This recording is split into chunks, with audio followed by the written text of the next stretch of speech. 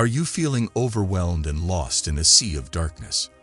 In this video, we will explore the intersection between recognizing the signs that your depression may be worsening and how Buddhist principles can offer guidance and support through these challenging times.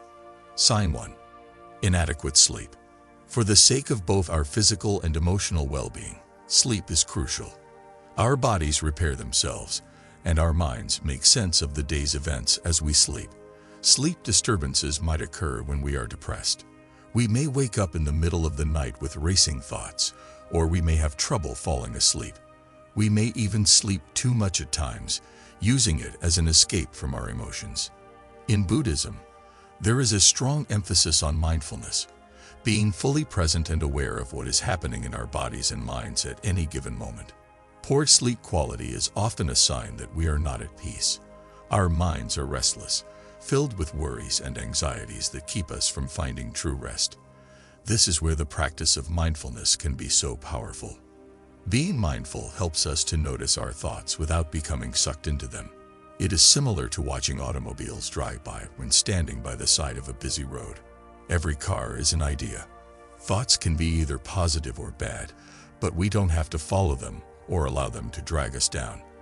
All we have to do is observe them, accept them, and let them go. If you discover that the quality of your sleep is lacking, consider engaging in mindfulness meditation prior to bed. When your thoughts stray from your breathing, gently return them to it while you sit still and concentrate on your breathing. Your mind will become calmer and more ready for a restful sleep as a result of this. Establishing a peaceful nighttime routine is also crucial. This may include reading a calming book, listening to soft music, or shutting off screens an hour before bed. The idea of impermanence is another Buddhist lesson that can aid in sleep. Our thoughts and feelings are not static in life. Everything is ever-changing. It can seem as though our misery would never end when we are depressed. But keep in mind that our emotions will fluctuate along with the seasons.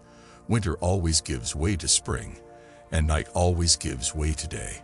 Even on our worst days, we can find hope by reminding ourselves of this reality. Thus, it's a clue that something is off if you find yourself having problems falling asleep. Don't be harsh with yourself, though.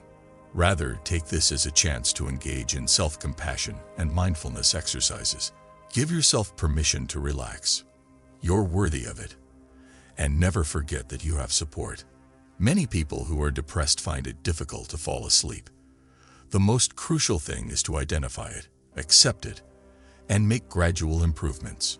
Sign 2. Abuse of substances. Substance abuse is the second indication that your depression may be becoming worse. When we discuss substance abuse, we are talking about the use of drugs, alcohol, or other substances as a way to block out reality or dull our emotions. It's a typical reaction we have when we are depressed. To assist us forget our discomfort, we can drink a little more than normal or use medicines. Substances may provide short-term respite, but they can worsen depression and ultimately move us farther away from healing. Buddhism teaches us about the importance of living a life of balance and moderation. This is called the middle way. The middle way encourages us to avoid extremes and to find a balanced path in life. When we turn to substances to cope with our depression, we are moving away from this balanced path. We are not facing our problems directly. Instead, we are trying to escape from them. This can create a cycle of suffering, where the use of substances leads to more pain and depression, which in turn leads to more substance use. Buddhism also teaches us about compassion, both for ourselves and for others. If you find yourself turning to substances, try not to judge yourself harshly. Understand that this is a response to pain and that you are not alone in this struggle. Many people use substances to cope with depression. The important thing is to recognize this behavior and to seek help if you need it. Reach out to a friend, a family member, or a professional. You don't have to go through this alone. In the teachings of Buddhism, there is also a focus on the idea of interconnectedness. We are all connected to each other and to the world around us. When we harm ourselves through substance use, we are not only hurting ourselves, but we are also affecting those around us. Our actions have a ripple effect, touching the lives of others in ways we might not even realize. By choosing to take care of ourselves and seek healthier ways of coping, we are also choosing to create a positive impact on the world around us. If you find yourself reaching for drugs or alcohol more frequently, it may indicate that your depression is becoming worse. But never forget that hope exists. You can start to find your way back to healing and balance by engaging in mindfulness and compassion practices and asking for help when you need it. Sign 3. A change in life. Making big life changes is the third clue that your depression may be becoming worse. Changes are a constant in life. While some are tiny and doable, others may be quite overpowering. Major life transitions like starting a new career, ending a relationship, relocating to a new place, or losing a loved one can all have a significant effect on our mental health. When depression is already a problem for us, these adjustments can feel. In Buddhism, there is a teaching that can be very helpful in understanding and coping with life changes. It's called the concept of impermanence. Impermanence is the idea that everything in life is constantly changing. Nothing is permanent, and everything is in a state of flux. This might sound like a scary thought at first, but it can actually be very liberating. When we understand that everything is impermanent, we can begin to see life changes in a different light. We can start to accept that change as a natural part of life. Instead of resisting change or feeling overwhelmed by it, we can learn to flow with it, like a river flowing over rocks. This doesn't mean that change is always easy, or that we should ignore our feelings. It's important to acknowledge our emotions and to allow ourselves to grieve when we need to. But by embracing the concept of impermanence, we can find a sense of peace even in the midst of change. Another Buddhist teaching that can help us cope with life changes is the practice of letting go. Letting go doesn't mean giving up or not caring. It means accepting things as they are and not clinging to what we think should be. When we are faced with a life change, we often resist it because we are attached to the way things were. We want things to stay the same because it feels safe and familiar. But life is not static, and clinging to the past only causes us more suffering. By practicing letting go, we can begin to release our attachment to the past and open ourselves up to the possibilities of the present and future. We can learn to trust that even though things are changing, we have the strength and resilience to adapt and grow. It's also helpful to remember that we are not alone. Everyone experiences life changes, and everyone feels overwhelmed at times. By reaching out to others and sharing our experiences, we can find comfort and support. Life changes are challenging, but they are also an opportunity for growth and transformation. By embracing the teachings of impermanence and letting go, you can find a sense of peace and stability even in the midst of change. Sign 4. You experience heavy feelings. Feeling like a burden is the fourth clue that your sadness may be deepening. It's normal to feel like a burden to everyone around us when we're depressed. We may believe that we are asking for too much assistance or that we are continually pulling others down with our misery. It is possible for us to begin to feel as though our loved ones would be happier without us. Intensely unpleasant as it is, this sense of being a burden can exacerbate our sadness. Buddhism teaches us about the importance of compassion, both for ourselves and for others. Feeling like a burden often comes from a place of self-judgment and self-criticism. We are hard on ourselves because we believe that we are not good enough or that we don't deserve help and support. But this is not true. Every person has inherent worth and value, simply because they are human. We all have times when we need help, and that doesn't make us a burden. It makes us human. In Buddhism, there is a teaching called loving kindness. Loving kindness is the practice of cultivating a sense of deep, unconditional love and compassion for ourselves and others. It's about recognizing our shared humanity and understanding that we all have struggles and challenges.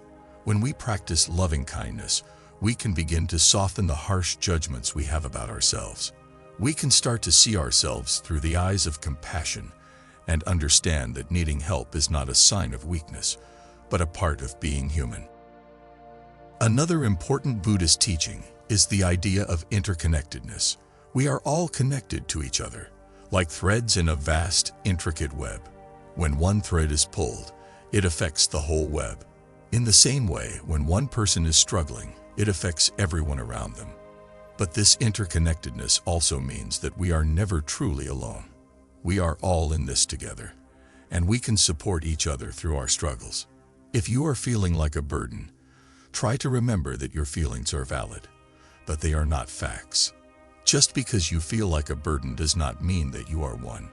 Reach out to someone you trust and share how you are feeling. You might be surprised to find that others have felt the same way, and that they are more than willing to support you. Remember, we are all deserving of love, compassion, and support. You are not a burden. You are a human being who is going through a difficult time, and it's okay to ask for help. By practicing loving kindness and remembering our interconnectedness, we can begin to heal and find our way back to a place of self-acceptance and peace. Sign 5. You self-harm. The fifth sign that your depression might be getting worse is self-harm. Self-harm is a deeply distressing behavior that some people use to cope with overwhelming emotions. It can take many forms, such as cutting, burning, or hitting oneself. For some, self-harm is a way to feel in control when everything else feels out of control. For others, it's a way to express pain that feels too intense to put into words. Whatever the reason, self-harm is a sign that someone is in a great deal of pain and needs support. In Buddhism, there is a strong emphasis on non-harm, both to ourselves and to others. This is called the principle of ahimsa, or nonviolence. Nonviolence means not only refraining from physical violence, but also cultivating an attitude of kindness and compassion toward ourselves and others. When we harm ourselves, we are going against this principle. We are acting out of a place of pain and suffering rather than love and compassion. It's critical to realize that self-harming is not a way to get better. It might ease our discomfort momentarily, but it doesn't deal with the underlying problems that are generating it. In actuality, self-harm frequently makes matters worse since it can give rise to emotions of guilt, humiliation, and self-loathing. The practice of mindfulness is one of the main lessons from Buddhism that can be helpful for those who self-harm. Being mindful helps us to notice our thoughts, feelings, and behaviors without passing judgment on them. Being aware of our thoughts and feelings can help us identify the triggers for self-harm. We can start to identify the factors that set off these behaviors and create more constructive coping mechanisms. One further beneficial teaching from Buddhism is the idea of self-compassion. Treating ourselves with the same consideration and understanding that we would extend to a friend is the definition of self-compassion. It's critical to treat ourselves with kindness while we are experiencing self-harm difficulties. By admitting our suffering and giving ourselves words of consolation and encouragement, we can practice self-compassion rather than passing judgment on ourselves or feeling guilty. Please know that you are not alone if self-harm is a problem for you. You are not alone. There are many others in similar situations. Speak with a friend, member of your family, or a professional you trust. It's okay to ask for assistance. You deserve to be taken care of and supported. Never forget that, exactly as you are deserving of love and compassion. You can start to heal and discover more healthy coping mechanisms for your suffering by engaging in mindfulness and self-compassion practices. And never forget that hope exists. Regardless of how hopeless things may seem at the moment, recovery and healing are possible. On this trip, you are not alone. There are individuals who are concerned about you and wish to support you. We've discussed 5 indicators that your depression may be worsening: insufficient sleep, substance abuse, changes in life, burdensome feelings, and self-harm. All these indicators indicate that we should be mindful of our mental well-being and take action to take care of ourselves. With its emphasis on non-harm, mindfulness, and compassion, Buddhism provides us with useful tools to assist us overcome these obstacles. Recall that although depression is a great load, you don't have to bear it by yourself. On your journey to healing, reach out, look for assistance, and go one step at a time. You deserve peace, love, and compassion. I appreciate you coming to see me today, and I hope these lessons have given you some consolation and hope.